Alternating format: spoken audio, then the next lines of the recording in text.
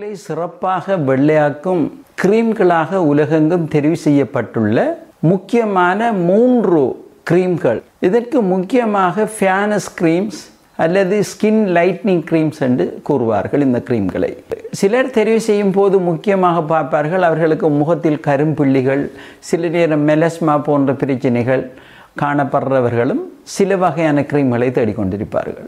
சிலருக்கு முகப்பருக்கள் வந்து முகத்தில் முகம் கருமையாக இருக்கும்.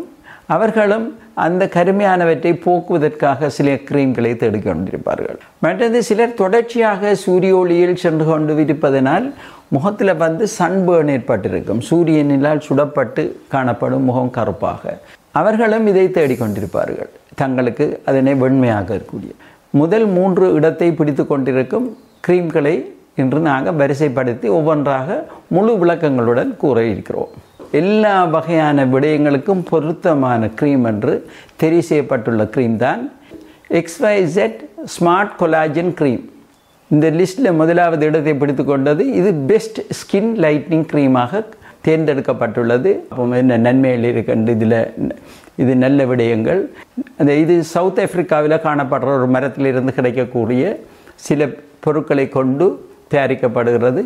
இது வந்து இவ்வகையான தோலுக்கும் பொருத்தமானது என்று கண்டறியப்பட்டுள்ளது. இது சென்சிட்டிவ் ஸ்கின்லேருந்து ட்ரை ஸ்கின், ஆயிலி ஸ்கின் எல்லாத்துக்கும் பொருத்தமானது என்று.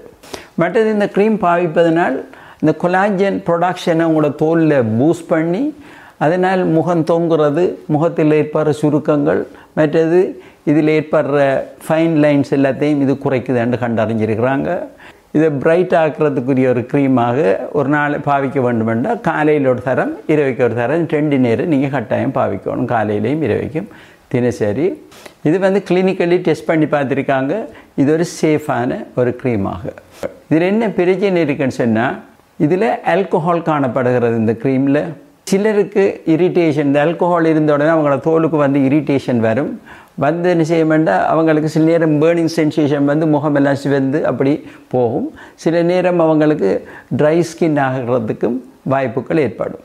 ஒரு விசிபிளான ஆக்ஷனோடு வாரத்துக்கு குறைஞ்சது 3 மாதம் தொடர்ந்து பாவிக்கணும். எனது தனிப்பட்ட அனுபவங்களின்படி இந்த க்ரீம்கள் நன்றாக வேலை செய்கிறதுக்கு உங்களோட தோலில் வெளித்தோலில் காணப்படும் இறந்த கலங்களை நீக்கி எக்ஸ்ஃபோலியேட் பண்ணினீங்களா, அதாவது கெமிக்கல் பீலிங்ஸ் மூலம் நாங்கள் எக்ஸ்ஃபோலியேட் பண்ணின உடனே இந்த 3 மாதம் வரை காத்து கொண்டிருக்க வேண்டிய அவசியம் இல்லை. உடனே உங்களுக்கு மிக குறைஞ்ச காலத்திலேயே, கிட்டத்தட்ட ஒரு 1 மந்த்லேயே உங்களுக்கு ரிசல்ட்ஸ் தெரியும். மற்றது இது ஆன்லைனில் மாத்திரம்தான் நீங்கள் வாங்கலாம். மற்றது கடையில் போய் வாங்கக்கூடிய ஒரு க்ரீம் ஒன்று அல்ல.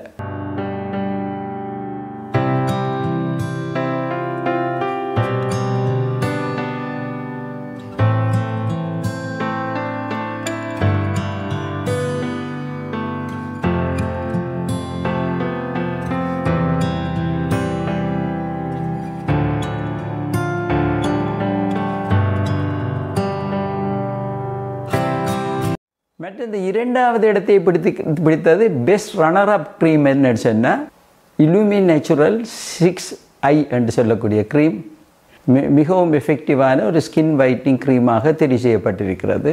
இது நீண்ட காலமாக பாவனையில் உள்ள ஒரு க்ரீம்.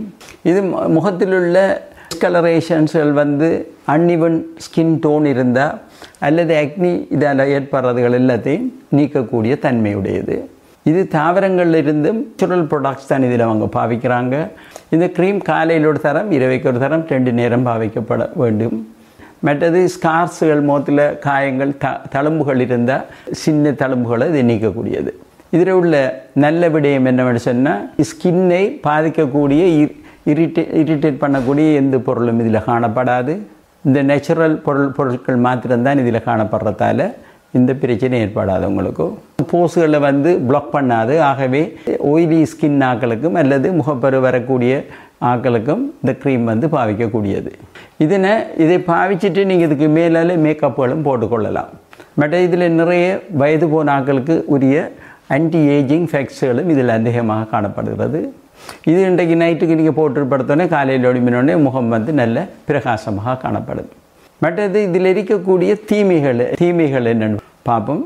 எக்ஸ்ட்ரீம்லி இது மிகவும் விலை கூடின க்ரீம். இந்த க்ரீம் இதில் இருக்கிறது மிகவும் கூடுதலான ஒரு ஸ்மெல் உண்டு, வரும் ஒரு ஸ்ட்ராங் ஒரு ஸ்மெல் உண்டு.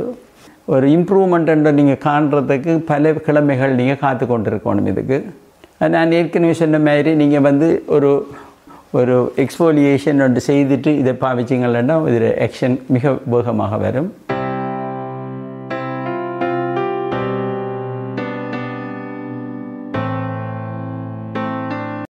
வெள்ளையாக்கும் க்ரீம்களை பாவிப்பவர்களின் தெரிவினால் 3வது இடத்தை பிடித்து கொண்ட க்ரீம் தான் சீவெண்ட் மெலடோம் என்ற க்ரீம்.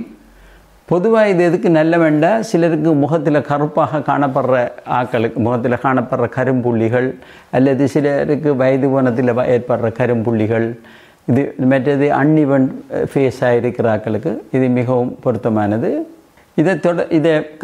இதை காலையிலையும் பின்னரும் தொடர்ச்சியாக நீங்கள் பாவிச்சிட்டு வர ஒரு 2 தொடக்கம் 3 மாதத்தில் இதில் ரிசல்ட்ஸ் உங்களுக்கு விளங்கும். மற்ற இதில் உள்ள நன்மைகள் என்னென்று பார்த்தோம்னு சொன்னால், மற்றது ப்ளீச்சிங் ஏஜென்ட்ஸ் ஒன்றும் இதில் சேர்க்கப்படவில்லை. டார்க் ஸ்பாட் உங்களோட முகத்தில் காணப்படுற கரும்புள்ளிகள், மற்றது வயசு போனத்துக்குள்ள ஏற்படுற புள்ளிகள் எல்லாத்தையும் நீக்கக்கூடியது. அந்த மெலஸ்மாவை அப்படியே நீக்கிறதுக்கும் இதை உதவி செய்யும் உங்களுக்கும். மற்றது சிலருக்கு முகப்பருவு ஏற்படுறதால ஏற்படும் மென்மையான மாக்குகளையும் இது இல்லாமல் செய்யும். இதனோட தீமைகள் என்னென்னு பார்த்தால், சென்சிட்டிவ் ஸ்கின் இருக்கிற ஆக்களுக்கு அந்த என்ன நடக்குமெண்டா, அந்த தோலை வந்து சிவப்பாக்கி சில ரியாக்ஷன்ஸ்கள் இது ஏற்படுத்தக்கூடியது. ஸ்கின் டெஸ்ட் ஒன்று செய்துட்டு இது பாவிக்கிறது நல்ல. மற்றது எக்ஸ்பென்சிவான ஒரு க்ரீம் உண்டு. மற்றது இதில் நீண்ட காலம் எடுக்கும் இதுக்கு வந்து ஆக்ஷனை நீங்கள் இதில் விளைவுகளை பார்க்குறதுக்கு. இந்த தெரிவுகள் எல்லாம் உங்களுடைய தெரிவுகள், அதாவது பாவிக்கிற ஆக்கள் போட்டிருக்கிற தெரிவுகளிலிருந்து தான், ஆயிரக்கணக்கான க்ரீம்களிலிருந்து தெரிவு செய்யப்பட்டது தான் இந்த 3 க்ரீம்களும்.